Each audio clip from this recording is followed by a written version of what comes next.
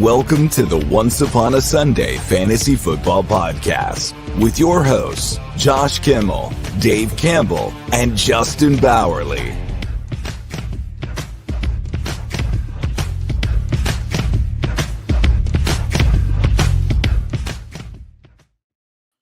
Welcome to Once Upon a Sunday Fantasy Football Podcast. I am your host, Josh, and today I am not with Justin. No, Justin's not here. He is in Columbus, I believe. He's out of town, so I have a special guest, which we will introduce very, very soon. But I just want to let you know we are talking waivers, of course, on our Tuesday show. Thank you to everyone who's going to be following us along today on this beautiful Tuesday morning. Here in Florida, it's a sunny 50, 60 degrees. It's beautiful. So wherever you are, if you have snow, just know I don't. And it's beautiful over here. So we're going to get right into the waiver show, some injuries. But before I do, let's welcome in our guest, Drew DeLuca, of course. We all know Drew. Drew's a great guy. Thank you so much for filling in. How you doing today? Doing great. It's a sunny day here too. Had a little rain this morning, but it's about 55 or so here. So no snow here either in sunny Delaware. It's about 35 minutes south of Philadelphia. So it's a beautiful day for talking football. You live in Delaware, huh? Do you know Josh Wingate? No. The reason why I asked is because he lives in Delaware. He's my only other friend that lives there. And he tells me, like, dude, I can drive from border to border with like an hour. So I assume you guys all know everybody. I assume in Delaware, it's like the Kevin Bacon thing. You kind of know everybody. Like there's like 2 degrees of separation. I don't know him, but I'm sure I know somebody who does. So I'm a huge wrestling fan. Did you know the Briscoes? Or no, I've heard of them. I don't know them. Yeah, so yeah. Sorry, Delaware talk. You know, it's I'm so geologically inept. I'm like, when I met Josh, I'm like, so you live in one of those flyover states? Because I live in Florida. He's like, yeah, sure. I'm like, so where is Delaware? He's like, dude, it's right here. I'm like, oh, nobody ever flies over that. I'm so sorry. But I do want to visit. I heard you guys can drive on the beach. Yeah, so down at Cape Henlopen, if you want to get a surf tag, which are not as easy to get as they used to be, but you can certainly drive right out onto the beach on the point there. Some great fishing.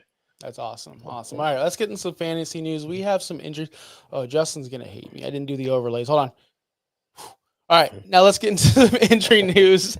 We do have some big injuries this weekend, so let's get right into it. All right, so the first one I want to talk about today is Gardner Minshew. He did break his collarbone. Unfortunate. And it looks like Aiden O'Connell is not doing so well itself. So, Drew, what's going on there in Las Vegas? Well, from a fantasy perspective, I'm pretty much out on everything. So, no Devontae Adams, even Jacoby Myers is somebody that I don't even want to put in my lineup. There's really no ceiling there, and then I just can't depend on Aiden O'Connell. So we've seen what he is, and he's not going to be a guy that's going to be able to produce anything of substance or get anything out of the rest of the skill position players there. So unfortunate for Gardner Minshew. He's fun to watch, but I'm just kind of leaving the rest of the Raiders for dead at this point. Oh, yeah. Raiders are pretty much dead in the water. If you're still starting anyone in Las Vegas, I feel sorry for you. Seriously. Brock Bowers, we can Brock start. Bowers, I guess, you know what? You're right. Someone just before the show hit me a message up on Teams in real life work. He's like, hey, this trade just went down in my Dynasty League, Superflex tight end premium. Which side do you want? Stroud, Bowers, straight up. That was it. There was no context. There was no, what the team. So, Drew, let me ask you, what would you prefer if you were drafting in a rookie draft now? And Bowers and Stroud were there, who would you take? Well, if it's super flex, I probably would still lean Stroud, but not by much. I like Bowers a lot, but in that format, I think we're seeing the worst of Stroud right now. He's had no Nico Collins for much of the season, and we saw immediately when he came back the difference that he makes. So I'm still probably taking Stroud, but it's not. I think it's close. We can actually have the conversation that tells you all you need to know about the value of Brock Bowers. Yeah, I agree. I said the same thing to him. Stroud's quarterbacks are king in super flex, but man, tight ends are really rare to get, especially if you get a good one like Brock Bowers. The other quarterback coming off of an injury, Trevor Lawrence, returned to practice after the bye week. We're not sure if he's going to play or not. We want him to. I guess Doug Peterson will decide if he's going to play. What are your thoughts on this, Drew? If I'm digging this deep, I'm probably screwed. but it's an emergency start in a super flex. He's serviceable. He's fine. So he has no Gabe Davis out for the season. I guess, but I think you're expecting a little.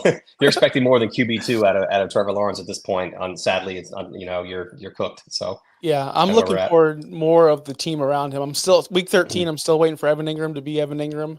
I know. Right. I'm still waiting, and I need Brian Thomas back in a big way. I need Brian Thomas to start he's holding up a lot of my redraft teams right now because I got him super late. Obviously, we all did in redraft. Like, come on, man, like come back to where you were. So, well, Lawrence, a healthy Lawrence would be helpful with that. And what I am excited about is that the injury that he had was to his non-throwing shoulder. So I do think it's quite conceivable that we could get a decent game out of Lawrence in the near future. I don't know if the first game back is really the way you want to roll the dice there. But if you're desperate, you never know, because there is, like you mentioned, there's Ingram, there's BTJ.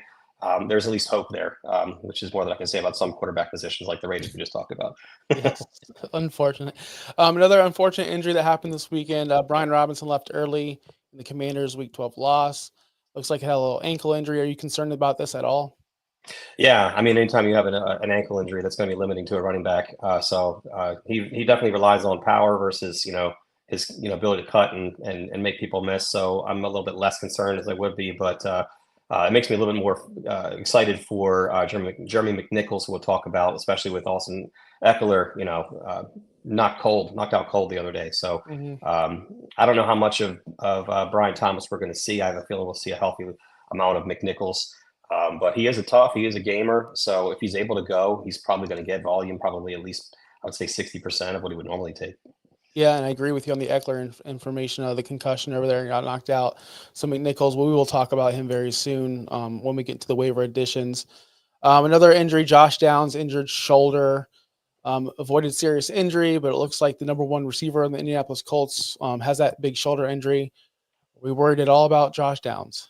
Yes, yeah, I am. I'm worried about Josh Downs. So that is limiting to a wide receiver. We've seen that before in the past with T. Higgins and other such players. Having a shoulder injury can weigh you down significantly. And then, he seemed to be clicking pretty well there with Joe Flacco, and we just haven't seen it yet as a passer from Anthony Richardson. So add it all up, and I'm a little bit concerned for Downs. I think I'll start him if I have to as a wide receiver 3 or a flex. But in a league where in a week where there's no buys, you're probably going to be able to find a better option. Hopefully you can find a better option than Downs.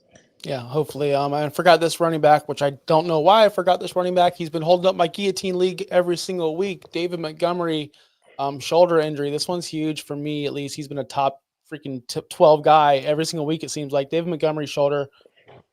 We worried about him. I'm worried only because it's a short week. He's another gamer, another tough guy. And he's on a lot. I have a very high ownership of Montgomery this year, more so than Gibbs, because I knew they'd both be splitting time, and at cost, I really preferred Monty there. So, but I am concerned about the short week, the short turnaround, so I'm not hopeful that he's going to have anywhere near as the kind of game that we expect from him. Bears defense is a little bit better than they get credit for as well, and I just think it could be a Gibbs game. Yep, and again, staying with the Detroit Lions, Amon-Ra St. Brown did not practice Monday. That knee injury that happened last week. Another short week. Are you worried about Amon-Ra? Yeah, again, it's the short week thing for me. I don't know. It's hard to trust some of these guys coming off injuries when you know that normally they have an extra couple of days to rest to be ready for Sunday. So there's such an X factor there. But if you have a guy like Amon-Ra St. Brown and the team has deemed that he's good to go for a game on Thursday, they're not going to put him at great risk knowing what's ahead for them. Their eyes are on the Super Bowl. So if they're trotting him out there on Thursday, then they've done their math, and that he's going to be somebody that we can count on and trust. So if the team says he's good to go, that's going to be good enough for me for ARSB. Agree with that. Romeo Doubs, concussion, left the game. Another short week. We have a lot of short week injuries this week. So keep in touch with your teams, because remember, guys, we have that third game on Thursday night. The Miami Dolphins, the Green Bay Packers. Romeo Doubs may miss this game against the Miami Dolphins. Are we seeing a plus uptick for other players on that field? Christian Watson? Christian Watson broke a lot of hearts, so I put him in as a flex last week just because I like the potential there, and he dropped that sure touchdown. It was just like a dagger to the heart. Like, buddy, I've trusted you so many times through thick and thin. You can't do me like that. So I'm a little bit more nervous to start Christian Watson this week, and I've been banging the drum for him for years. So that tells you something right now. If I'm losing hope and faith, then maybe we should too. So Jaden Reed's hanging around. We haven't heard much from him in a while. As compared to where he was at the start of the season. So, but there's still a lot of weapons there, and I think Jordan Love's a guy that wants to spread the ball around, take advantage of mismatches and opportunities. He's got Kraft there. He's got Wicks there. He's got all kinds of other options there as well. So, again, if he's out there and he's playing with a team that's got playoff implications, obviously he's going to be able to produce something. But I'm not as high on him as I would be if he was completely healthy. Yeah, we got a few more injuries to go. Cedric Tillman, another concussion injury, unfortunate. No timetable to return. Cedric Tillman was such a huge revelation to this team, especially for Jameis Winston. This is what I'm kind of worried about. Anytime we see a concussion like this, it's like, oh man, if there's no timetable, are we sitting there in a Chris Olave situation or another situation where he's got neighbors where it takes multiple weeks to come back? Are we willing to start picking up Judy or other players that may be available in this team?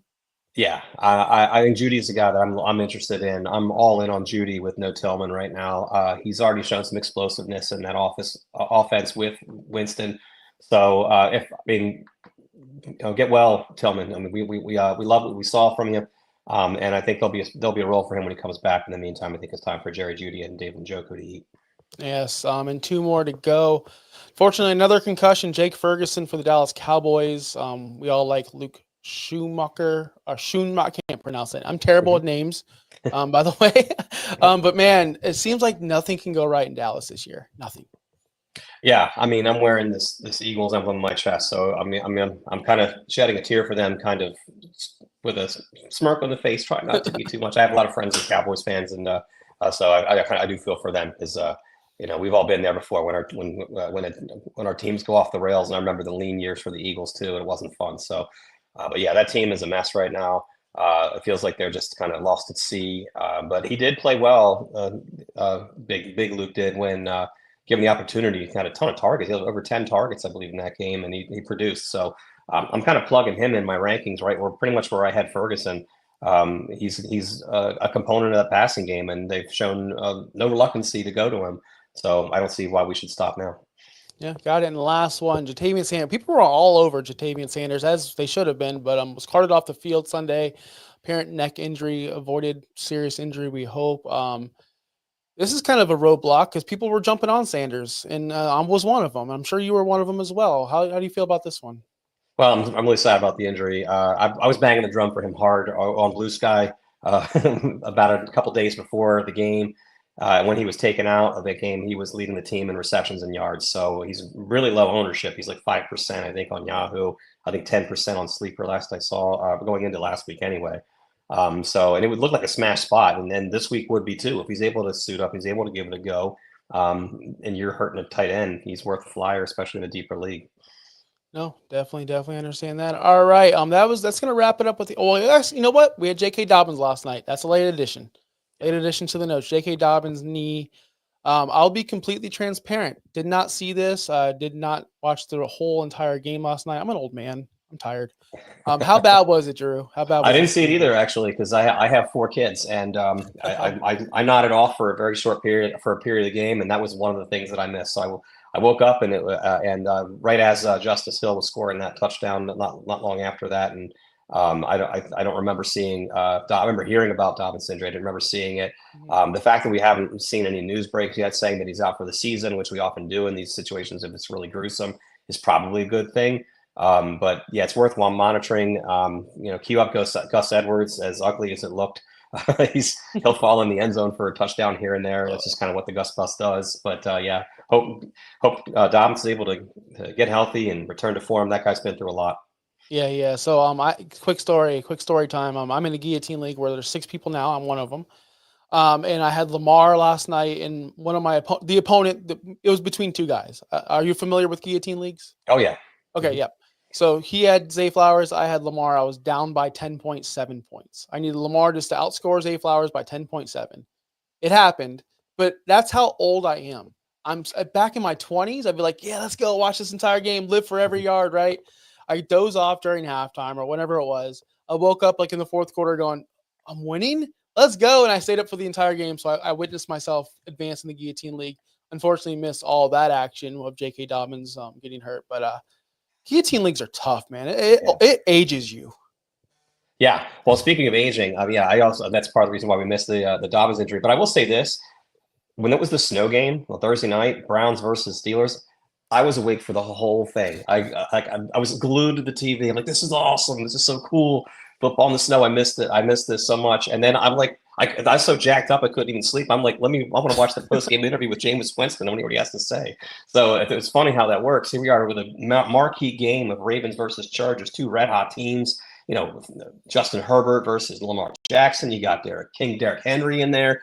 And man, I still couldn't keep my eyes open. That's what parenting does to you, man. That's dad life. Yeah, so, I got 2 kids of my own. Trust me, and they've been off all week. Are you guys off? My daughter, one of my daughters, is in Wisconsin. She moved up there this year. I know who goes from Tampa to Wisconsin. My ex, I guess, does. And it snowed last week, and I'm like, "Hey, are you on Thanksgiving break?" She's like, "No, we don't have that up here until like closer to Thanksgiving." Are your kids off? My kids are off, so they were out of school. Friday was their last day, and they go back. It's December, so it's nice for them. So yeah, it's nice for them. It's awesome for everybody. All right, let's get into. Actually, before we get into the waivers, I do want to do some plugs out here because I did not plug the show. Justin will yell at me. Make sure you follow us everywhere. Blue Sky, OUSFF Pod. Go to our website, OUSFFpod.com. Follow me everywhere, Josh Kimmel, OUS. I'm not really posting fantasy stuff anymore. I'm more into the Pokemon. I'm posting Pokemon Go stuff, Drew. That's what I'm doing these days. I don't know what's going on with my life, but I'm addicted to Pokemon Go. It's fine. It's cool. Make sure you follow Drew. Drew, where can we follow you? I'm probably at Blue Sky these days at Drew Delaware. So I'm putting out content here and there. I haven't done a whole lot this year. I've been really stepping back from QB list. So, but I'm looking to get more involved down the stretch here. Perhaps there, maybe put out at Fantasy Pros perhaps as well. So I'm looking to do some things there. My rankings are up there at Fantasy Pros every week. So I'm a little bit behind this week, but they'll be up later tonight or tomorrow morning at the latest for see if we can get back in that top 10. It's been a minute. Came close earlier a couple weeks ago. I was at number 12, but yeah, it's always good. So you can always find my rankings there. The cool thing about Fantasy Pros, you can kind of select who you want in and who you don't. So that's a neat feature there as well. Yeah, it's a great feature. All right, let's get into the waivers. So I just started ranking this year, by the way, Drew. And I'm terrible. Nice. Like it's hard. It's hard. It's a process. And I'm learning the process. The biggest process I've learned is make sure you go in there and edit your rankings like Saturday night, Sunday morning for the inactive players, because that really messes up with your rankings. I remember the weeks I do actually remember to go back in there and hit X on all the players. My rankings are so much better just because obviously. So just that's a all huge, you rankings out there. Check before Thursday kickoff. They get all the X's out from Thursday kickoff, and then the Sunday Europe games are another one that can trip you up there as well. But yeah, I like to have everything set Saturday evening so that come Sunday morning, I'm just really making adjustments for inactives. So yep. What's going on, Raphael? I see you in the chat. A lot of you guys are watching over there on X. Make sure you come over to our YouTube page, OUSFF Pod on YouTube. Make sure you hit that sub button. Remember, if I hit 1,000 subs, if we hit 1,000 subs, that's it, just 1,000. Easy, just hit that click. I will shave my head. It's long hair. I have long hair, and I'm donating it to Kids for Wigs. It's a great charity. It's a great cause. I don't need this hair anymore. I'm sure kids do need it. So it's a challenge to you guys. Just 2 weeks ago, we were at like 210 subs. Now we're at 512. So we are on pace. We're getting there, but it's by the end of the season, people. Share a friend, tell everybody. Just 1,000, and this hair will be gone. You'll see my dome. It's not good. It's not good, Drew. I've shaved my head once before. The last time I shaved my head was the very last time I had a haircut, which is about 5 years ago. All right. I have not cut this hair since. All right, let's get on to the waiver news. Let's get to the first top priority guy, the guy that we've been banging the drum on this show for like 2 years now. And I'm kind of over him, but now he's on my favorite football team. So let's talk about him. Jonnu Smith. Jonnu Smith is now my new favorite tight end of all time. He's taken over the role of the greats in the past for the Miami Dolphins, the Durham Smythes of the world, right? The Mike Gesicki's. He's now above all of them. So are you believing in the Jonnu Smith train of the 20-point games week after week? Or are we going to kind of cool it off a little bit? Yeah, I'm in on Jonnu Smith. So as long as Tua Tagovailoa is in on Jonnu Smith, and so am I. And that's kind of been that was the reason why I faded him at the start of the season, is because Tua has shown a propensity really to get the ball to Tyreek and Waddle, and that was about it. It wasn't really, he didn't really prove that he could feed a third mouth. But Smith and Waddle both have had blow up games in recent weeks. So that tells me all I need to know. So as long as the matchups are good for Smith, then he's going to be in my lineups if I have him. Yes, 1,000%. The dude's been on fire. He's actually getting very comfortable in this offense. Yeah. Tua's on a roll. Let's see if Tua can protect himself and stay healthy. And this team has sky's the limit, man. As a Dolphins fan, Dolphins supporter, I really need to see this team win, especially on Thursday night against the Green Bay Packers. Big rivalry game with me, one of my best friends. So let's go, Johnny. Let's keep it up. Another tight end, which I know he still plays football, but I'm not going to jive anyone here. When I was doing this list and I saw what's going on here, I'm like, Zach Ertz. Like, I haven't seen Zach Ertz I have not played against Zach Ertz, and I don't roster Zach Ertz. And I have 30 fantasy teams, so I have 30 chances every single week to play against Zach Ertz. Never have, but apparently he's the tight end 7, and apparently he's really good again.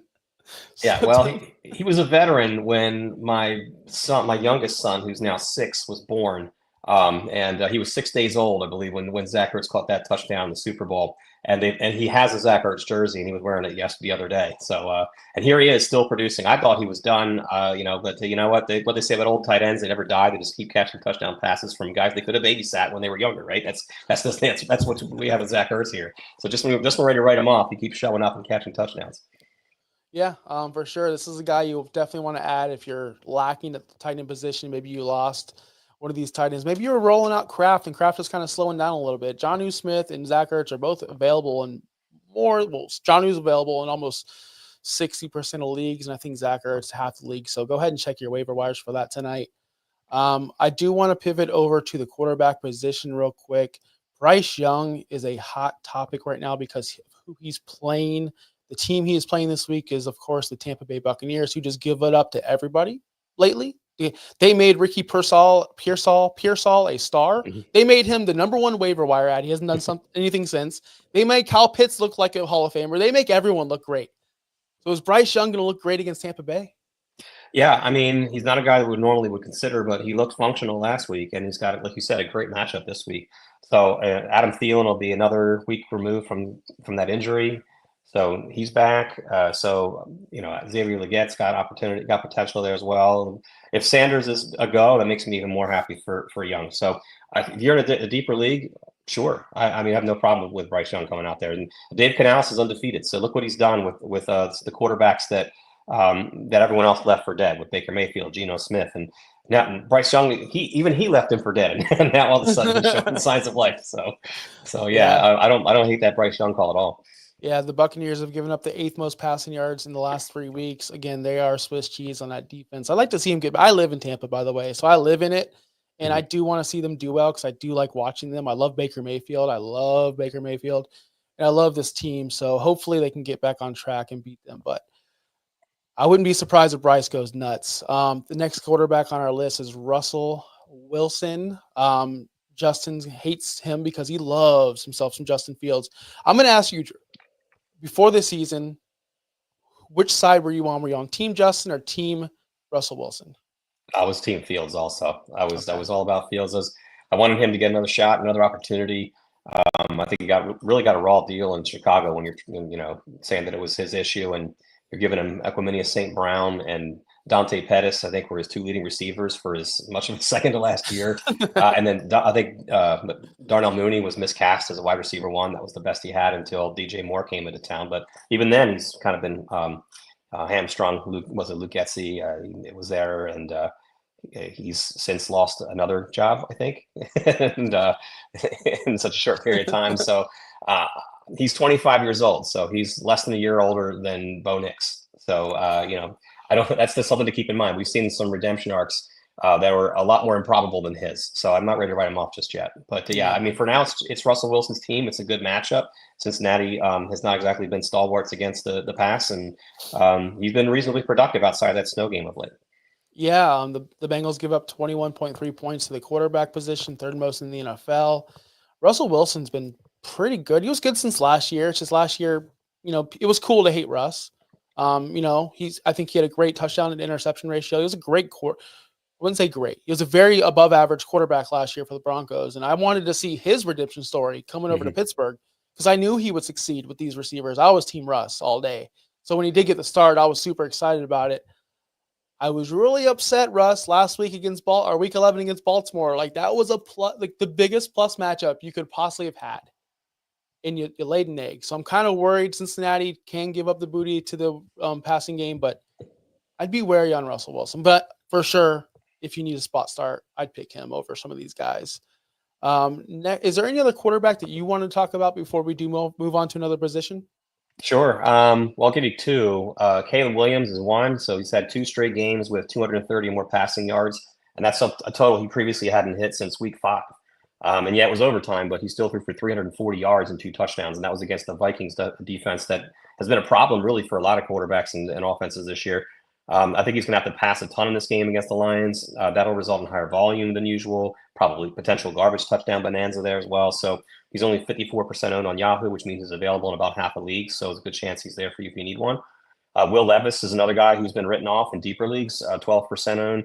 He was sacked 8 times last week, but still led his team to a victory against a 7-4 team coming off a 20-plus point win. And one that was this close to beating the Detroit Lions just the week before that. So he hasn't been horrible for fantasy purposes lately either. He's showing some signs of life. And the impressive thing about Levis in dynasty leagues for me, and I think he's still a buy low, is that he's doing this without DeAndre Hopkins. They traded him away, and he's still finding a way to get it done. So if you're in a Superflex dynasty league, you can probably get Will Levis in the cheap, and you'll probably be glad that you did.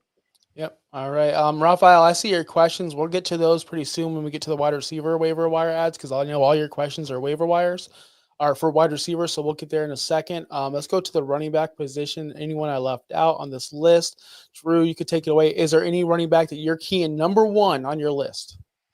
Well, probably number 1 on my list is McNichols. We talked about at the top of the show a little bit. He's only 1% owned in Yahoo, but he's probably overlooked in a lot of leagues. I think that's a mistake with Brian Robinson, questionable, with Austin Eckler, unlikely to play. I mean, he's going to get volume, so it's just a matter of how much. So he's already shown that he could take the ball at the goal line.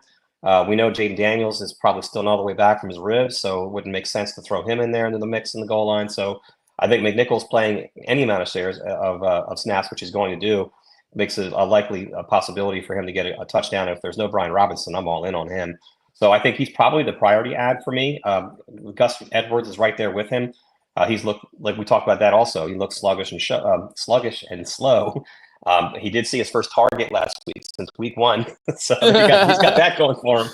So he's more of an ad, I think, in standard and half PPR leagues, but he's certainly somebody that's worth it if you need a warm fill in and a warm body. Justice Hill, perhaps. In recent weeks, I've shied away from recommending players against the Eagles because that defense has really been resurgent and they've done a really nice job of shutting opponent offenses down. But Hill kind of fits the description of somebody who could present a problem to the Eagles because he's shifty enough in space. I think they're going to be focusing on Derrick Henry. I think when Jordan Davis is going to be catching a breath, that's when we're going to see Justice Hill going in sometimes. Perhaps I think he's offering some sneaky PPR value as well. So if you're in a PPR league, I probably like Hill just almost as much as Edwards and McNichols. So outside of that, there's just a kind of some dart throws there. I mean, Roschon Johnson, perhaps. He's talking about getting in goal line situations, shallow position. And one thing I like doing this time of year, just as the playoffs are around the corner, is kind of stashing players that have some kind of upside that aren't getting the ball yet. So kind of, Johnson fits that description because if anything happens to DeAndre Swift, he's going to be a consistent producer in that offense and getting volume. But I mean, I'm also looking at, players like, Zach Charbonnet, if I can stash him. I'm not starting him this week probably, but Jonathan Brooks is a guy that I think a lot of people kind of cut him because he just got 2 touches and like, oh, I've been holding him all this time for what? Well, maybe grab him because something happens to Chuba Hubbard down the stretch. You never know. Same thing with Jalen Wright, Blake Corum, Trey Benson, maybe even Cam Akers. So depending on how deep your league is, one of those guys could be potential league winner for you down the stretch if you got room on your bench. Yeah, I would extend that to even Tyler Algier. We know he's the clear-cut number 1 of Bijan. What happens to Bijan? We always stress this on every single playoff push show. Make sure you have your backup running backs that you may need to go into that, because if you're holding on to, for example, a Jacoby Myers right now, and you're a playoff team, and you already have clinched, what are you holding on to Jacoby Myers for if you roster Bijan Robinson? How is Jacoby Myers going to help you going into the playoffs? Go ahead and grab that insurance now. I don't recommend grabbing the insurance early in the season, but if you can later on in the season, that's when you really want to grab those handcuffs, because we've seen disaster happen. And we've seen Rashad Penny take over a playoff run. And then you were left out because you didn't roster Rashad Penny because you didn't grab it happened to me many times. So don't make that mistake. Tank Bigsby. Can I sell you on Tank Bigsby? He's been better than Travis Etienne. He is coming back. Hopefully. Can you sell me? I'm not the right guy to sell you on him. Okay. I'm a card-carrying member of the Travis Etienne fan club. I even have an autographed helmet from him back there. So you're asking the wrong dude. But I will say this: I wrote him off before when everyone else was on the hype train, I ate some crow, I think, when he kind of produced this year out of nowhere. So, but he's got an ankle; it's going to limit him. He might suit up. He might share time. So talking about stashes, I guess I could see it if you want to, if he's there and the other guys we talked about aren't there, I would probably put him in there. Maybe Tyjae Spears, same thing. He's been missing time with a concussion, but if something happens to Tony Pollard, he'll get a large volume, and he's already shown some ability to produce in space. And I know we're not supposed to talk about him, but Sean Tucker, 5% owned.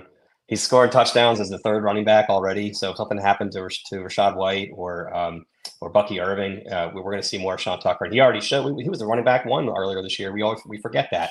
So it's just, in 1 week, he got a chance, got an opportunity. Running back one. Sorry. Back to purgatory with you.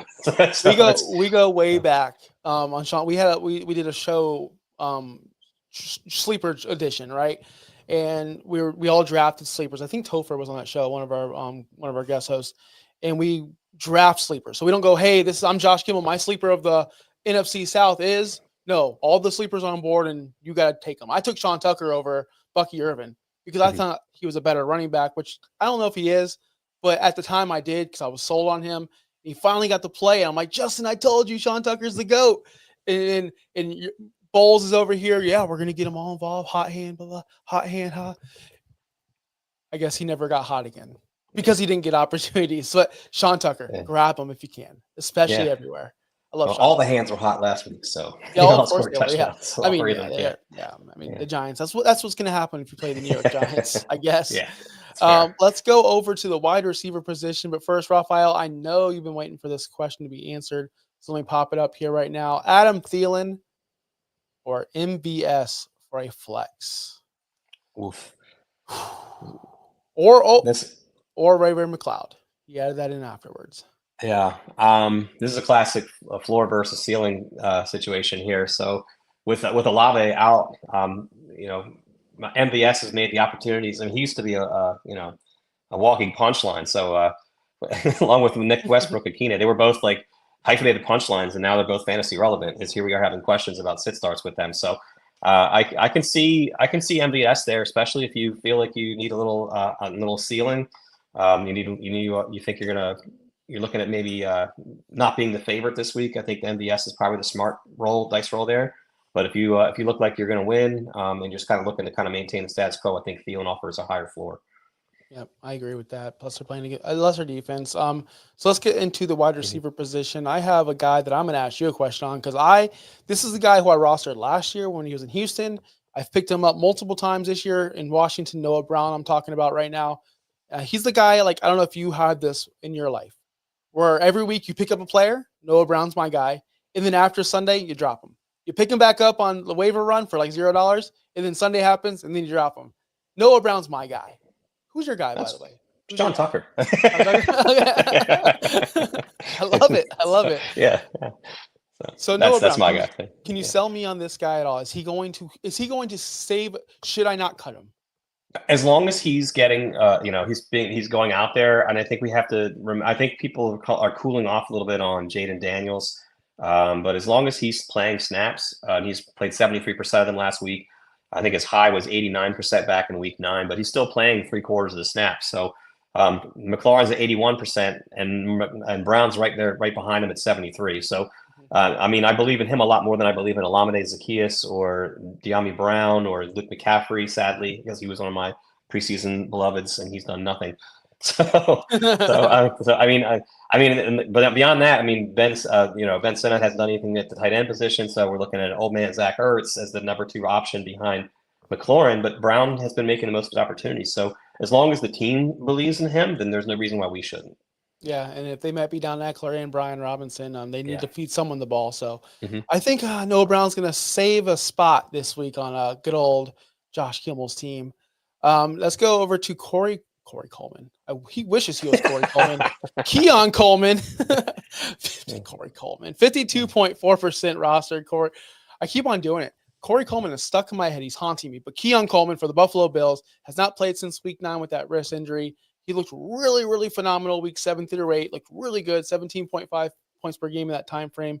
Is he going to jump right back into it, or are we expecting a slow start? Because I think he's going to be a top ad for a lot of people this week.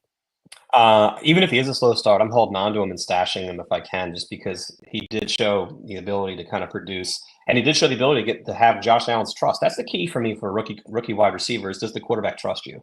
I mean, your snap share could be through the roof, but if you're not getting the ball, it doesn't mean anything. But it was clear that Allen likes him a lot, that he trusts him. He and Shakir had, on the field at the same time. I mean, things are happening there in that passing game. So I'm in on Coleman if I can get him. Yeah, I'm in on that guy too. Next guy on our list, Demario Douglas. No touchdown potential because the Patriots just don't score touchdowns, but they are playing in Indianapolis, who are kind of middle of the road. Douglas is widely available. He's kind of safe because I think he's May's favorite target minus Hunter Henry, which we'll talk about him. But Douglas, are you in on Douglas this week or moving forward? I mean, I guess he's kind of like Wan'Dale Robinson to me. It's like I like the idea of both of them, but their ceilings are very, very low. I mean, we're talking about crawl space low, but they do have at least offer floor. So both of them, I think, they're gonna get you around 10 points somewhere in that ballpark. But don't expect more than 10, like 11 or 12. That's just not going to happen. So I do like Pop Douglas a lot. I like Wan'Dale as players. I just don't know that in their roles and in the offenses that they're in, that we can really expect them to do much more for us. So we talk about players that we can start in a flex. I think that's somebody that's there. We talk about the Jacoby Myerses that might be roster cloggers. If he's your like 7th wide receiver, and I have an ability to add one of those potential stud running back stashes, I might let one of those guys go, whether it's Douglas or Wan'Dale or somebody like that, to add somebody there if I have enough depth at wide receiver. But again, it's all about your roster construction. So if you're thin at wide receiver, then all of a sudden Demario Douglas and Wan'Dale Robinson are people that you might want to pop in there. Yeah, I agree. Now, before we move on to the tight end position, is there any other wide receivers you want to get to before we move on? Well, I had Devon Vele on here from Denver. He's 5% owned, 65% of the snaps for 3 straight weeks. Clearly has something going on with Bo Nix. I think tall is a great skill to have. But he's Maya Angelou said it best. When someone tries to show you who they are, believe them. And he's done it. He did it earlier in the year. He did it again in the middle of the season. And now we're coming towards the stretch. And he's had 3 straight games. I'm right here. And we just keep ignoring him. So I think he's a guy I might like him as much as I like Wan'Dale and Pop Douglas. So we talked about Thielen before, Adam Thielen. He and Xavier Legette. We talked about Bryce Young. If he's going to have a game, it's going to be one of these two. They're going to go off. Thielen was a force last year. He in that same offense with him. I already know that we know Bryce Young likes him. He'll be a second game back. So those guys to me are interesting. I know David Moore played 94% of snaps last week, and he was fairly productive in the process and caught a touchdown. But do we really believe in David Moore? I mean, if we do, go for it. I'm not going to judge you if you chase points, but for me, I'd rather go take a shot on Thielen or Legette there. And then we talked about Jerry Jeudy as well at the top of the show. He's available in about a third of leagues or so. Same with Keenan Allen. Keenan Allen was wide receiver 5 last week, and we might think it came out of nowhere because he had 15 targets, but he's had 8 or more in 3 of his last 4. So those guys are both available in at least a third of leagues. So if I see Keenan Allen or Jerry Jeudy out there, those are priority ads for me at wide receiver. Yes, 1,000%. We have a question in the chat. Tyler, he wants to know, do we have any news on Coleman? I'm assuming Keon Coleman, not Corey. I'm sorry, just missed it. People are spreading false information. I have not heard anything significant other than he's not out for the season. So if he's practicing, that's the thing to watch is the practice report. So if he's practicing, and by say Thursday, Friday, he's practicing in full capacity, then I'm in. If not, I'm still stashing him. So same as me. If Coleman plays, I'm starting Coleman over Myers, hands down. We just talked about Myers being a roster clogger now that Gardner Minshew and all those other quarterbacks are just – who's going to play quarterback in Las Vegas? Who is it? Who is the guy? No one knows. That's the point. So I'm always going to start Coleman if he's starting. Tyler, and we'll be here – maybe? That'd be fun. And Tyler, we're going to be here live Wednesday and Friday as well at noon both days. So we will keep you updated on Coleman because we're all interested. It's a very interesting and very important fantasy player going down the stretch. All right, let's move on to the tight end position. We already talked about Zach Ertz, so we don't need to talk about him anymore. He's an auto start, auto get. He's tight end 7. Surprise, surprise. There's a guy on this list that is kind of, I don't want to say fallen off because he's had one bad game, but do we still believe in Kate Otten? Now, Mike Evans is back. That was the thing. When Big Mike and Godwin were out, which Godwin's still out, and they had McMillan and they had Sterling Shepard, they had Trey Palmer, they had all these secondary people. Kate Otten really stepped up. Now we have Big Mike back. Are we still hanging on Kate Otten? Well, I think Kate Otten had played himself into that kind of top 5 to 7 producing tight end there for a while there without Mike Evans. And the thing is that I still think he's going to be a tight end 1. I still think he's a guy that's going to be worth starting in 12-team leagues. I don't know that the ceiling is quite as high with Evans in there. But you can make the argument. The other argument, though, is that that's going to draw more attention away potentially and free up Otten, maybe more in space in the red zone potential, perhaps. So I think without Godwin there, I still think Otten's one of the top 2 or 3 targets in that passing game. And if you believe in Baker Mayfield, like I know you do, then you probably should be believing in Kate Otten too. Yes, 1,000%. All right. Well, we like to do a thing where we like to have funerals here, where we always bury a player. But I'm not doing that this week, and there's a reason why. And this is do you believe? Let me ask you. This is totally left. We're going left. We're going way off topic. Do you believe you could be a successful fantasy player without watching football? I think no. I mean, yes, to a point. I would say, actually, you know what? I'm going to say yes because I believe there's enough luck. There's enough variance in here for luck, and enough. And if you're lucky and you know how to read numbers and you know how to read trends and statistics, or if you're my wife and you have a better record in the league that you're in with her than I do, she doesn't watch nearly as much football as I do. She watches the Eagles, and that's about it. And that's that. So, I mean, I'm going to say I think the door's open for yes on there. Okay. So. I missed like 90% of this week. I was out. I couldn't Sunday. I was really busy. Didn't watch any of it. So that's why we're not burying anyone, because Justin put Deebo Samuel on here. And I'm like, I don't know if I could bury this guy. I don't know if I can. He's been the tight end or the wide receiver 54 in the past 3 weeks. He was a wide receiver 72 last week. But guys, he missed Brock Purdy. He didn't have his quarterback. I'm fine with this. We're not burying nobody today, are we, Drew? We're a clean show today. If I'm burying somebody, it's not going to be Deebo. I'm as an Eagles fan, he had some choice things to say about my team that I don't really care for. So that tells you something. If I'm not burying Deebo, then you shouldn't be burying Deebo either. Do you have a bury before you answer? Do you have someone that you want to bury?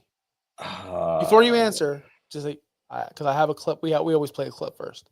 Sure. Do you have someone that you want to? We can have a moment of silence for anyone you want. Somebody that's relevant. So yeah, someone that's on that's rostered. Okay. No, I mean the person I'm thinking kind of dug his own grave last night. So who was a that? Wide receiver, Quentin Johnson. I'm all for that. Let's go. Yeah. All right. Yeah. And now, I mean, a moment of Quentin silence. Johnson. I got to tell you. Listen, buddy, when your quarterback's finally showing you the. Go ahead. Sorry, did you hear that music the whole time or no? No. Oh, see, when Justin plays it, I don't hear it. So now I know. But yeah, we played a moment of silence music. Anyway, Quentin Johnson, go back. I'm sorry, you were talking over me. Sorry. Oh, that's fine. Yeah, I mean, I tried to give a moment of silence a minute ago before that. I apologize. So it wasn't long enough. So, no respect for. Yeah, he was 53% owned, I think, going into this week. So he's going to be rage dropped, I think, after that awful performance against the soft Baltimore secondary. I mean, Baltimore had allowed more points per game to wide receivers than any other team in the league, and he's 0 catches on 5 targets. So this is a guy who had 3 touchdowns in a row, or 3 games of touchdowns in a row before that. So a lot of people, I think, were kind of plugging him in with some mild confidence. And then we finally got something in QJ. And again, QJ, we go back to that Maya Angelou quote, QJ showing us again what he is, what he showed us last year. Yeah. And he's basically showing us that he's nothing more than a poor man's Gabe Davis. Oh, nothing worse. That's one of the worst. Drew, that was below the belt, but it's okay. I'm sorry. It's very just. I want to bury someone, which I'm not going to do. We'll save that for next week. Deontay Johnson, what's going on, man? What's going on, Deontay? Where are you? Well, who are you? What happened? I started him in my main league where I'm 3-8, which I'm terrible. He got me zero catches, 1 target. And in that league, Drew, which if you're a fan of the show and you watch it, you know, if anyone in my main league scores 0 points on my team, I have to chug a Smirnoff Ice and on camera and post it in our league chat. And this is my 2nd ice of the year. I'm not happy. Very not happy. So thanks, Deontay Johnson. The reason why I started him is because I have Drake London on by, Chris Olave, obviously hurt. I had no one else. True. This is miserable. Is Deontay Johnson ever going to play football ever again? I don't know, man. You had an opportunity here. I mean, it is, I will say this, not everybody is able to come in mid-season after a trade and start producing. TJ Hawkinson did that with the Vikings famously. Out of nowhere, I didn't expect him to put up top tight end numbers as right after being traded from the Lions, but here he was just knocking the doors off. But I think tight ends and receivers in general, I think it's a lot harder for them to kind of learn the nuances of the offense and get on the same page as the quarterback. So unless they've played with the quarterback before and they have that established rapport, and he did not obviously have that with Lamar Jackson, I think it's tough. So, and again, Baltimore is also an offense that revolves around King Henry and Lamar and the tight ends. And I don't know that there's a whole lot of a pie available there for wide receivers not named Zay Flowers. So I don't see it happening for Deontay in Baltimore. Yeah, unfortunately, that was just a bad start by me. Bad. See what happens when you don't pay attention, people? You start Deontay Johnson and you get a big fat 0. You know what happens when you don't pay attention, people, in that same league? You start Russell Wilson in your Superflex league, in the Superflex, and then come the next day, Brock Purdy is ruled out, and you don't have a quarterback to play at quarterback. I also started 0 quarterback. So pay attention to your roster format, guys. Don't be like me. Be better than me, please. Drew, we're going to go ahead and get out of here. Tell us one more time where we can find you, Blue Sky, all that fun stuff. Yeah, Blue Sky at Drew Delaware. So I'm still hanging around with QB List as the editor-in-chief and director last year. Stepped down to handle some family things. So we've had a very busy and crazy fall, family-wise in a good way. But it's definitely taken a lot away from my ability to create content and do those kinds of things. But I'm looking to get back in the fold here in the coming weeks and do a little bit more with that. And I'm also on Fantasy Pros as well, as my rankings are there, and I'm looking to do some content and help out there behind the scenes with some editing in the coming days and weeks as well. So hopefully you'll see me there as well. And I appreciate the opportunity to be on. Thanks for having me. Perfect, man. It's been a blast. I hope you had some fun. We had a laugh. I at least made you laugh once, which is good. I try to always make someone laugh once a day, and you were my one time today. So we're going to get out of here. You can follow us at ousffpod.com. Make sure you follow our YouTube page. Again, 1,000 subs before the end of the season. His hair's getting cut off. I'm not going to do it on air. I'm not going to do it on air. That's not happening. I'm going to professional. Make sure you follow us on Blue Sky at Justin Barrowley, of course, my co-host. He'll be back tomorrow. Tomorrow we'll be doing starts and sits, showdowns. We're going to have a lot of fun. So, guys, thank you so much for watching. Everyone, 48 people you still alive watching, make sure you go to our YouTube page. Sub. Thank you so much, guys. Before I screw this up, let's get out of here. Thanks for listening. Be sure to like and subscribe wherever you watch or listen to podcasts. Follow on X and Instagram at OUSFFPOD. We'll be back next week for more ways to win your league.